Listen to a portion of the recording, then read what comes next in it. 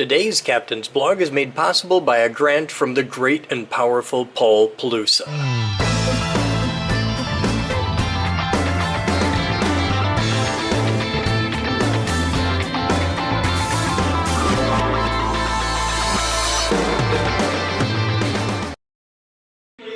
When a person doing what I'm about to do is doing this in front of a crowd of people, the first thing they say is, "Don't try this at home." That's crap. Absolutely try this at home. You can build this stuff, and we will teach you how, and you can come here and learn how to build any of the big toys that you're about to see me play with. We're going to start off small, and by the end of this is kind of cool. This is one of those rare, tangible moments in your life where you can actually say, "I learned that doing that." So raise your hand right now if you know the actual meanings of the word volt, amps, and watts.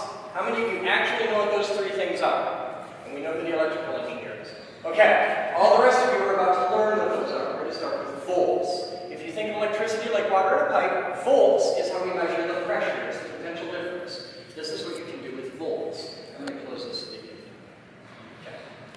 So this is an air core radio frequency resonant power system.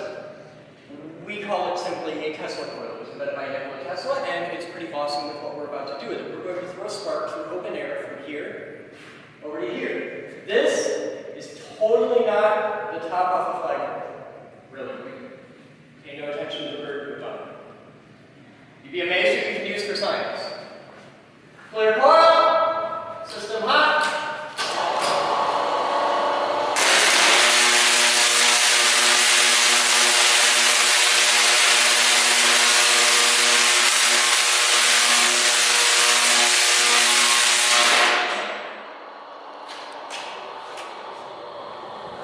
It took us 6 months, thousands of dollars, and an impressive amount of work to be able to build this device specifically to clean bird poop off of Mr. Bigwell's flagpole topper, but it seems to work well. So that is about 250,000 volts. This is a small one for us. This is a 6-inch coil, and you can see an 8-inch coil right over there. That'll do about 10-foot arcs. And by summer, if everything goes well, we'll have dual 12-inch coils in here. They'll each be taller than me. And those will shoot a 20-foot arc down the middle of the room. So come back in summer. So next. So that's volts. Let's do this one.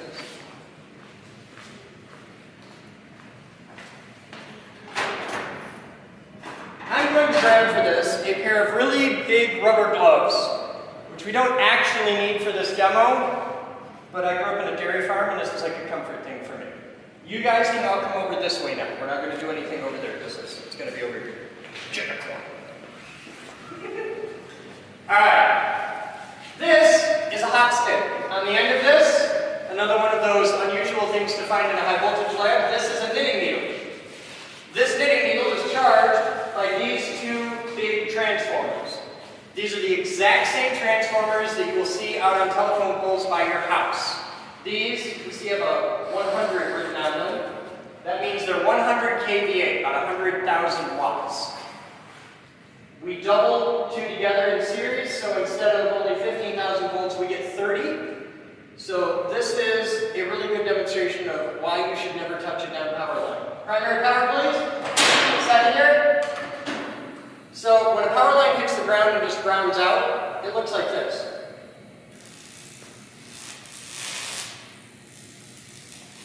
It's really not that impressive, it's not that scary, it's this tiny little spark thing, and you're like, hey, I should go pick that up. This is why you don't pick it up.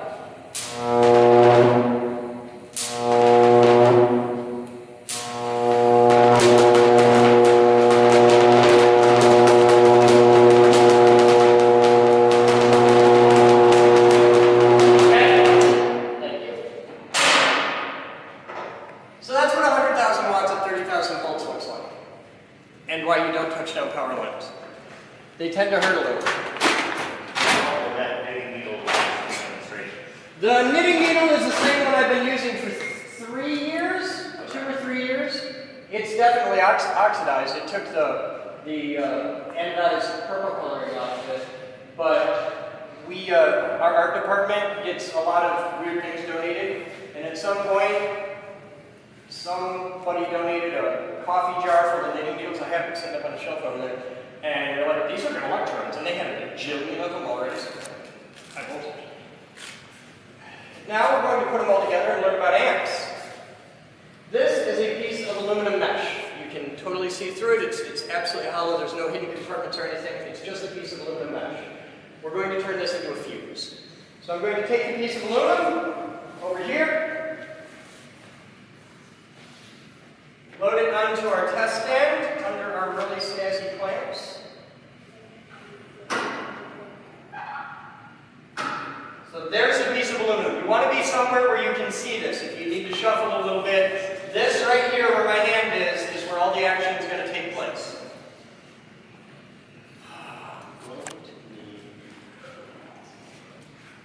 You're right in front, so you've just been voluntold. Hi, I'm Chris. You're Aiden? Yeah. Okay, Aiden, you're my volunteer. That is the big red button of science. Now, do you understand what a volt, amp, and watt is? Kind of? You're about to have a really good demonstration of it. Alright. I'm going to take the key from the super secret hiding spot. Now I'm going to talk for about 90 seconds. After I do that, you're going to hear this sound 3 times in a row. Then I'm going to touch you on the shoulders so that you know I'm talking to you and not the group. Okay? This is not a moment in your life you want any ambiguity. Then I'll say clear to fire. So I'll touch you on the shoulder and I'll say clear to fire. When I say clear to fire, all you have to do is step on that and just hold it down until something happens. If you just go, boop, it won't work. And if you go, ah, you'll kill my button. Those cost $80 a piece, and that isn't my first button, so you're not going to do that, right? Okay. So you just step on it and look out there and hold it down until something happens, and I promise you'll know when it happens. Okay? Okay. So, think of electricity like water in a pipe. Volts is how we measure the pressure. Amps is how big around your pipe is. And watts is the easy one. Volts times amps in a simple DC circuit gives us watts. Okay? So watts is how far we can blast Aiden across the parking lot with a fire hose. It's what you can do with it. A regular AA battery is 1.5 volts at about 1 amp, so you can get about 1.5 watts out of a AA battery. A car battery is about 12 volts at a couple hundred amps. And a regular wall socket in your house is 120 volts at 15 amps. 120 volts times 15 amps gives us 1800 watts. And that's how you know that the guy trying to sell you the 5,000 watt home stereo system on Craigslist is lying to you. There's only 1800 watts in the wall. You can't have a 5,000 watt home stereo system. In a few moments, Aiden's going to press that button and you will discharge 1,800 volts at 80,000 amps, which is 144 million watts, through that piece of aluminum. For 0.003 of a second, when you press that button, you will put more energy through that piece of aluminum than every single building in the entire city of Grand Rapids is using at that moment combined. It's going to make a boom. Okay? You ready? Everybody look out there!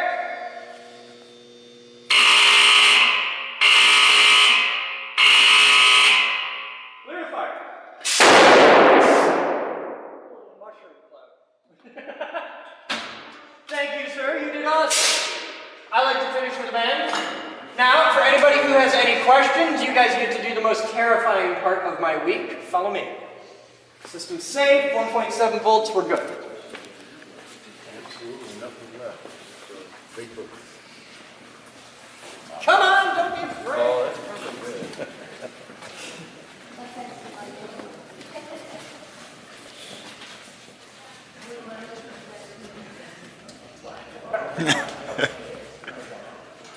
Oh, after you. Oh, after you. No, after you. No, after you. It's gonna be on the block.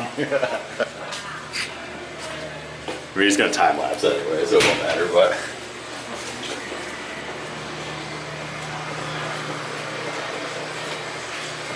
Or PPE.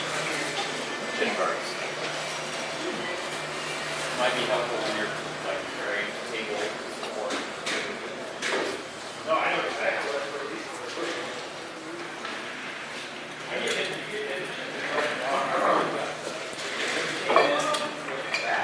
Alright, you got everybody? Alright. This is the most terrifying 10 minutes of my week.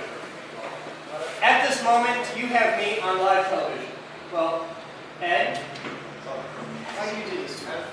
at this moment, you have me on live television. They're watching us on that camera, and you'll be able to see it here in just a second. There.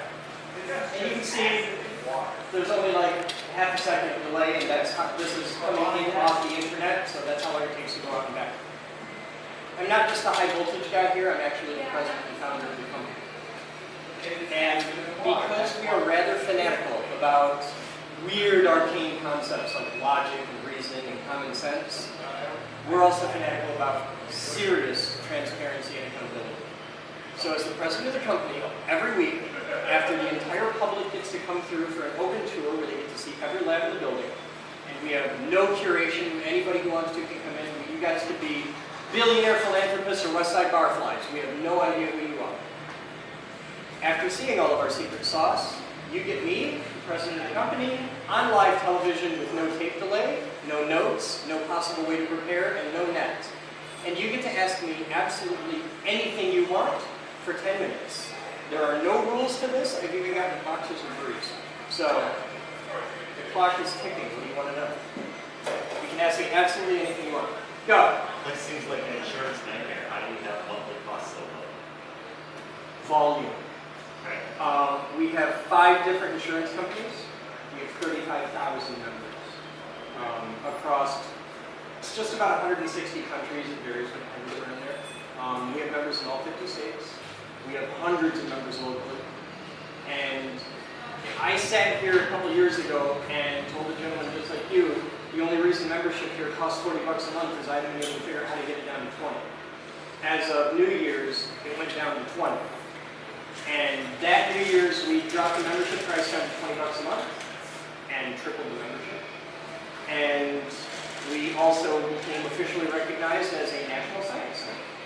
As of New Year's this year, just a few weeks ago, we grew to the level that we are now officially a National Science Institute, which is not bad for a bunch of weirdo farm kids out of Allendale that started out as not even a makerspace. So that's how we do it. It's volume. And if you go to like Tech Shop, it's $150 a month to be a member. It's ridiculous. Most makerspaces are like $100 a month. That's because most makerspaces are for-profit institutions. We're not. There's more important things in the world than money. And for me, the most important thing is not what you do. It's that you do. I don't care what you come here to build, whether you want to build widgets, or be the guy who invents the next aglet, or just make a multi-million-dollar company. But the hardest lesson in my job is getting it through people's heads that the dude who invented the cell phone is not a god. And getting people to realize that you can do this stuff, you can make the next big thing. And when people come here, because we live in a world built on science and technology, and nobody knows anything about science and technology. And people are ingrained in that I have to buy a new one, I have to pay somebody to fix it. People actually won't open things because it's got that really stupid stipulates, this warranty void if you move. If you can't open it, if you can't root it, you don't own it. And it's my job to get it into people's heads that, okay, you've been here. You've just seen that you now have access for $20 a month, which is stupid. $20 a month, that's Taco Bell, that's $5 a week, okay? For that price, you have access to more tools and equipment than Home Depot right up the street has for sale in their store right now. And once you figure that out, you realize that the only thing standing between where you are now and you owning your own $1 million a year company is whatever stupid excuses you keep telling yourself every day when you wake up in the morning, because that's all you got. My job is to get rid of all of the excuses. And that's a really hard thing to do. But that's how we do it, is every week we do a tour, we get more people involved, that gets the price down, and as it gets more affordable for us, we drive the price down lower. This is why Compound beats us. I think that's awesome. Next question. What's the accessibility on the hours? For non-vetted members, for like Pro-B, brand new, like I signed up today members, we're open from 10 a.m. to 9 p.m. That is highly fungible. If you are a responsible adult working on a project in the electronics lab, I'm not going to kick you out at 9 p.m.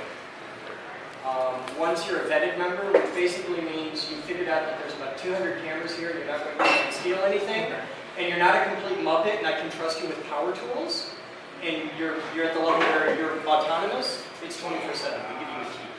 And I have people come here on a regular basis and stay all night. You come here tonight at 4 o'clock in the morning, there'll be people doing stuff. I may be one of them. Next. You have a published list of rates. Yes. It's in the memorandum.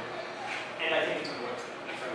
Yeah. And there isn't a lot. 99% of what we do is covered under the $20 a month. The only things that have a rate associated with it are things that actually have a significant cost to us. And those rates are just to offset our costs. Like the vehicle hoist is $5 an hour. Because if we tried doing it just for free, but it turns out if you say, we have a hoist, it's $20 a month, you can use it all you want. You get mobbed by people who want to put their car on the hoist and leave it there for a week and a half. So we charge a couple bucks an hour, and it's enough where it's $5 an hour. If you're using the hoist, it's trivial, you don't care. If you want to leave your car sit there for a week, that gets really expensive in a hurry. And it's that balance. Next. Go. I want to learn how to use a particular piece of equipment. What's the process of getting trained on it? When are the classes? Or you have to... You ask a staff member, and we all know who knows what. Like, I know high voltage, Jerry knows 3D printing, everybody here has their thing. And you just come to any staff member and say, oh, I know how to use that. And say, okay, cool. And if they're not the guy, they will get you the guy. And let's go. For some stuff, you have to schedule it. So you say, yeah, I want to learn how to do this thing. Okay, well, that's a really big involved thing, so let's set aside a couple hours and we can do that, and they'll schedule it with you right away. Everything here is about access. Everything here is, what can I do to get rid of the excuses to make it as easy as possible for you to learn the thing you want to learn at the rate that works for you. Next. How did you get into this? I kind of cheated. I found a good I started this. And it all started with, I like making really cool stuff. And I like getting people excited about science and engineering. And here's a good example, because we have Valentine's Day coming up in a week. When you're in love, you want to tell the world. This makes you insufferable to all your friends. Okay? Everybody's had that friend who's newly in love, and you're like, oh God, yes, we know. I'm like that with engineering and science. Okay? And that makes me insufferable, but in like the Carl Sagan kind of way, so I can live with that. And I like building cool stuff, and I like getting people excited about that, but what I like even more than that is giving people the eureka moment. I want you to come here and learn something, and figure something, and have that moment where you're like, whoa! And you get it, and it just works. I live for that. And I like sharing that moment with as many people as I can, because it's the best feeling in the world. Because I'm young and stupid and an idealist, and everybody hits that point in their life where they're like, I want to change the world. I want to make the world a better place. And I couldn't figure out how. Because everybody wants to. Like, you meet people, every person in this room, people are universally good. You know, any one person, you just pick a dude you never met before, just talk to him. People, by and large, there are very few exceptions to this, are good. And they want to make the world a better place, and they want to do better, and they want to be nice to people. The problem is they don't know the mechanism by which to tangibly do that that's greater than themselves. So most people like send $50 to PBS, or they donate a couple bucks to PETA, or they go volunteer a couple hours at Habitat, or something like that. I thought about it, and I went bigger picture. And this is the closest I got. Everybody right now, think of any really big problem in the world. This can, anything you want. I don't care if it's like cancer or famine or war, any big problem in the world, right? I don't know what any of you are thinking right now. But for more than 90% of you, I know what the cause of that problem is. Stupid people make bad choices, and actions have consequences. That's true of 90% of all the big scale problems in the world. So the way to fix that, because I'm not going to be the guy who cures cancer. I'm not going to be the guy who goes in for that AIDS vaccine. But what I can do is create smarter people who make better choices And those actions have consequences.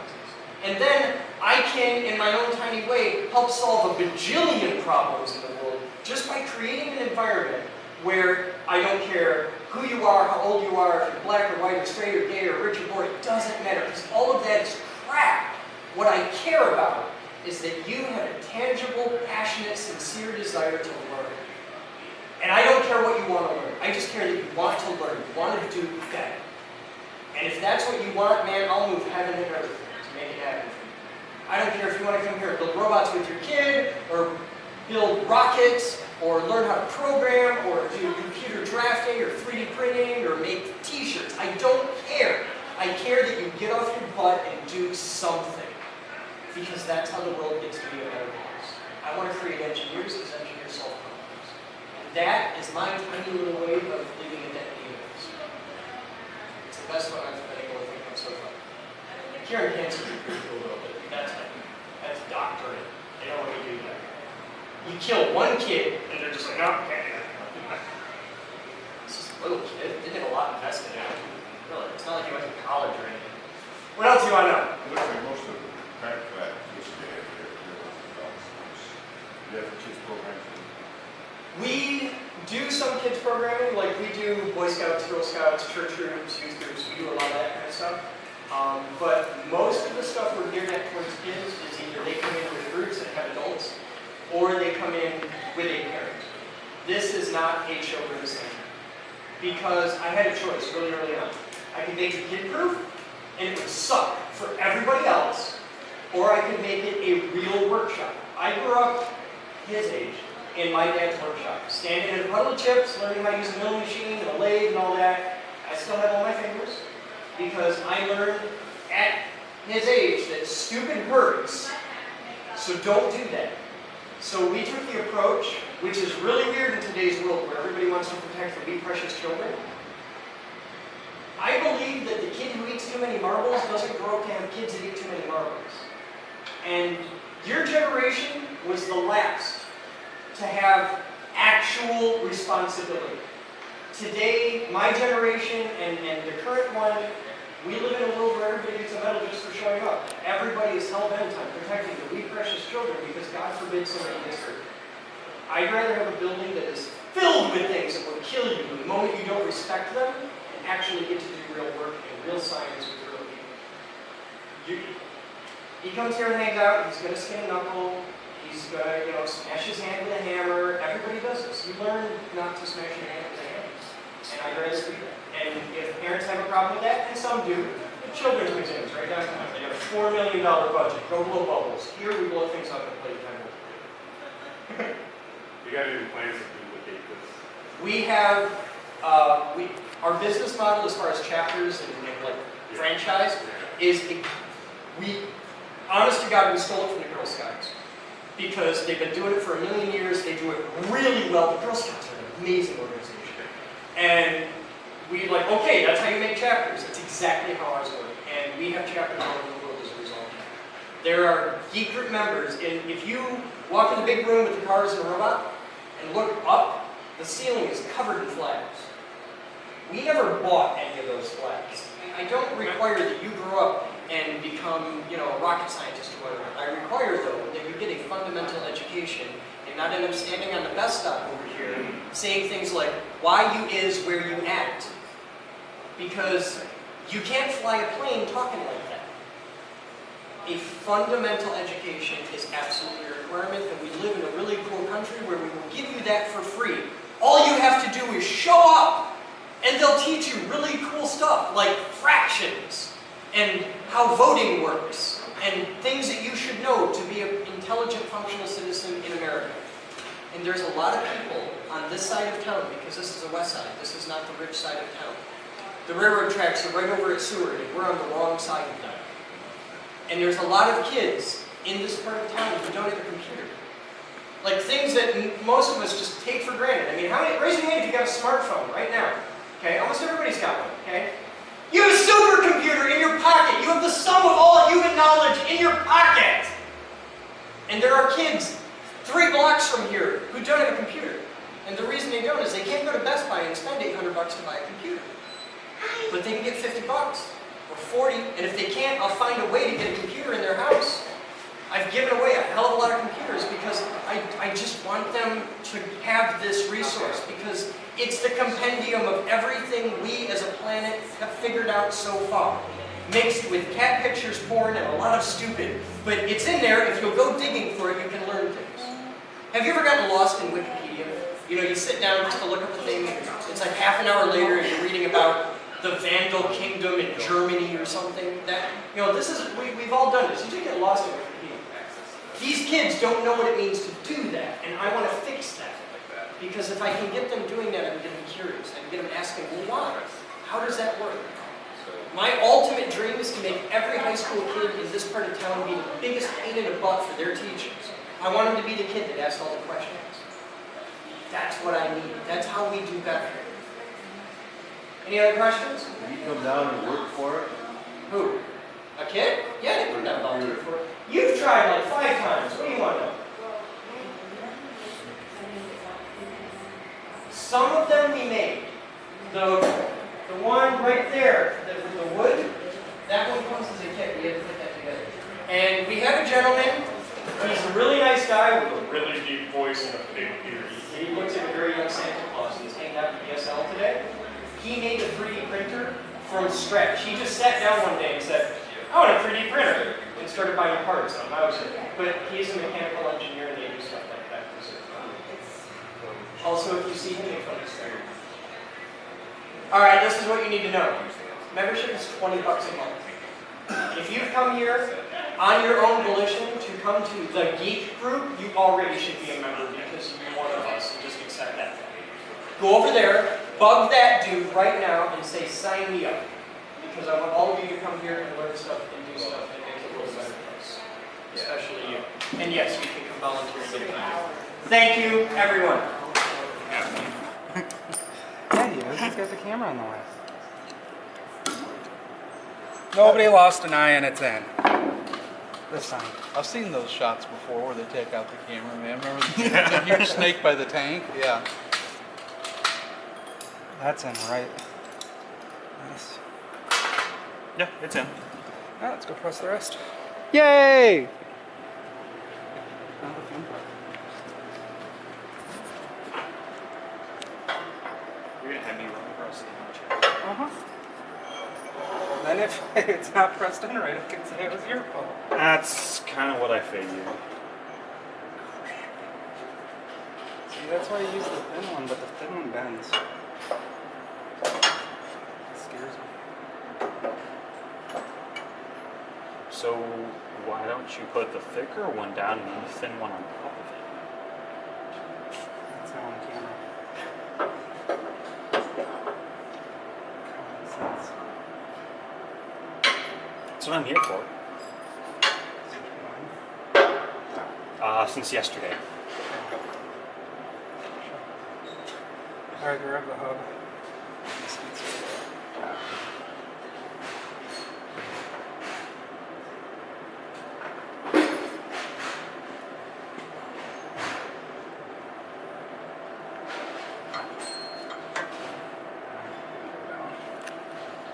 Let's go up by a bit. Make sure this is on it. Higher. Gotta get this in there. It's gone.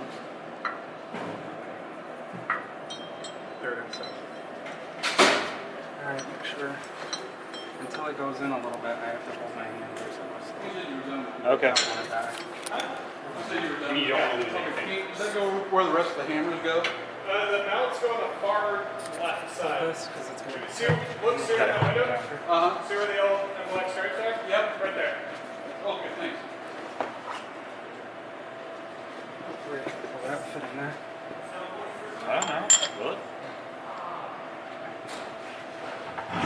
Still check that.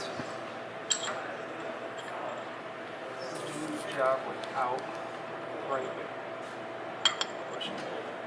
Alright. Slowly.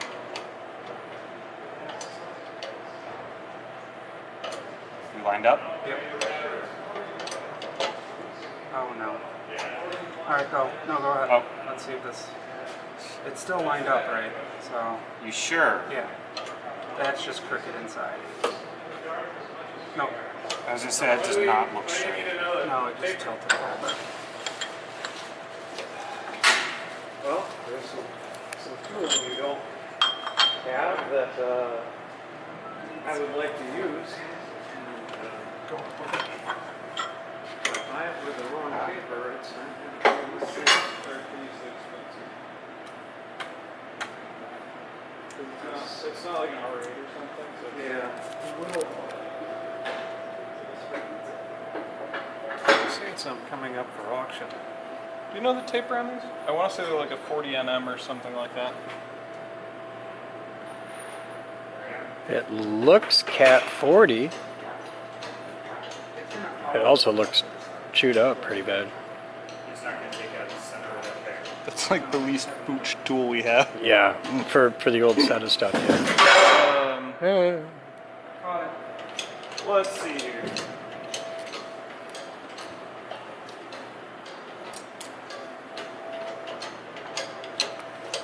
It's close to being centered. Close does not count, Larry. No, like I said, it'll auto adjust itself. It's right on the rack of the straps. Come forward a little. That's way more better. Okay. Thank you. More better. The back room behind you. Oh, okay. There it goes. I already see it bending towards itself. Keep going? Yep.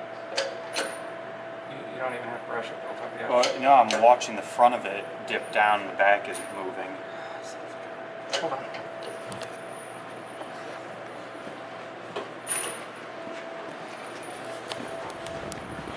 It's like the Special Olympics version of the hydraulic press channel over there. Well, it's not having the right bearings. Hi, Amy. Hi. What are you doing? Making a mess. And putting things away. Stocking bolts. Yeah, there's a lot of random. So I'm trying to organize this better. I'm going to fix the machine screw section that's not labeled yet. Okay. Because you got labels. Yes. Cool. I stopped doing this 4 years ago and I thought I should maybe finish it. Well, it's a patient job. It's been sitting there waiting for you.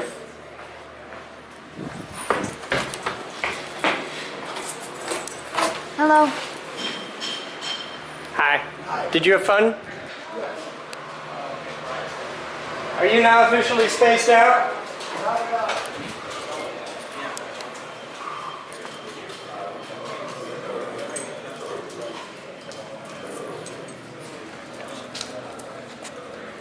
That's not a tiny one.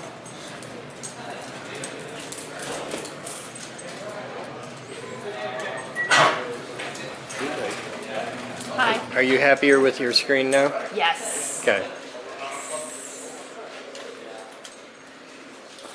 So much more comfortable. Cool.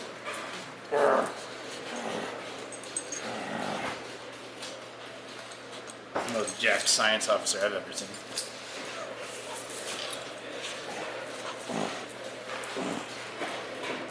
Thank you.